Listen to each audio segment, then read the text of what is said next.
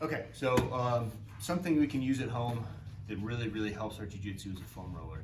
Not only for your muscles and stuff in the way it's intended for, but we can also use it to strengthen our squeeze. So this is something I talk about a lot. Even when you first start doing jiu-jitsu, you know the move and you know these chokes, you know these certain positions, but it takes some time to develop the ability to squeeze somebody, because you're not just using one or two muscles, you're engaging your whole body like a boa constrictor and just squeezing that person. Okay, so this will help you really accelerate that grip strength, that squeeze strength. So the first thing we can do is a rear naked choke.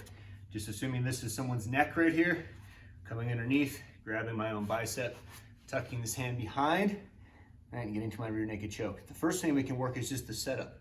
So I'm gonna keep the foam roller in the same position. I'm gonna make sure I'm not losing it as I switch. Right, so I'm coming in here, keeping this tight, wrapping the neck here, sneaking this in behind my hand, coming in here. All right, we'll go the other way. Go back and forth.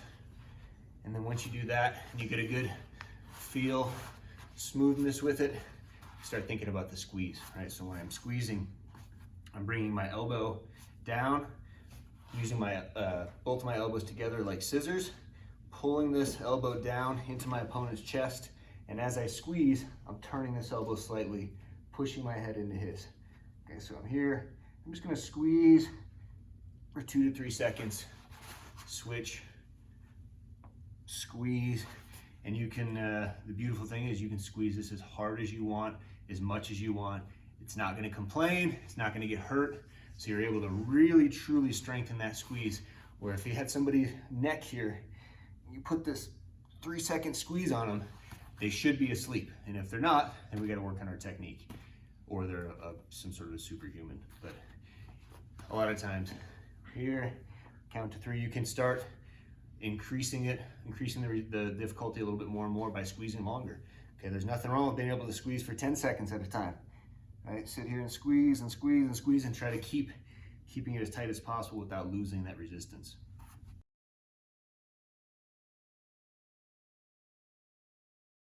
Okay, another thing we can work is a guillotine choke. Okay, so same thing. Imagine this is someone's neck. I wrap it, I come underneath, I get my grip. We can go whichever kind of grip you like here. A lot of times we do this ball and socket grip here. We bring the elbow up, but this is an opportunity for me to now work on the ability to squeeze that neck. Okay, so just like the rear naked choke, we work the setup first, we wrap. Now we're gonna come over with my other elbow, catch the foam roller, pass it across, get my own wrist, elbow up, reach over. Right, and the longer your foam roller is, the easier this becomes. Right, if you have a little tiny short foam roller, this may be a little more difficult to do this particular one. But if you have a longer one, it's a lot easier because you can kind of reach up here a little bit more and get that. Okay, but the idea is I'm bringing this up, catching the neck, bringing this in, getting my choke, catching the neck. Okay, once we get that, we work to squeeze. Here, elbow comes in tight. Just like with the rear naked choke, I'm pinching my elbow down as I squeeze, and now I'm using my other hand here to direct it. I'm bringing it up into that opponent's shoulder. Nice tight squeeze for 3 seconds. Switch, squeeze. Just imagining you have that person's neck inside there, and you're really trying to squeeze it down.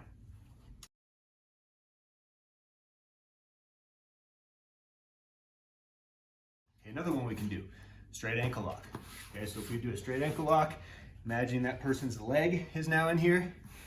My hips are tight, I'm pushing inside, arching, looking, but as I'm arching and looking, I'm also squeezing that leg. Okay, we can also switch our grip from here to here and do the same thing. So working that grip, working on both sides.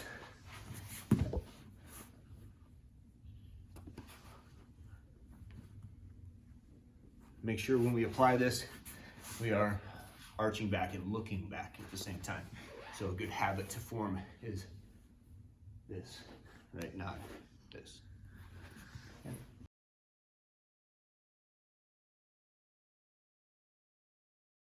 Another one we can do is a triangle choke.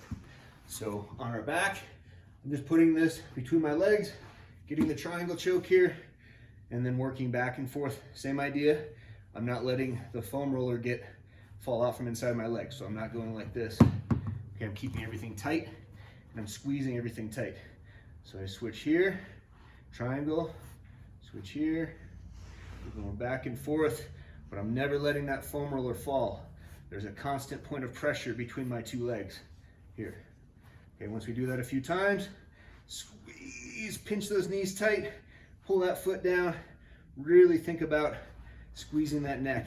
Squeeze for 3 seconds, no hands, we're not cheating here, just using our legs. Switch, same thing, squeeze, squeeze.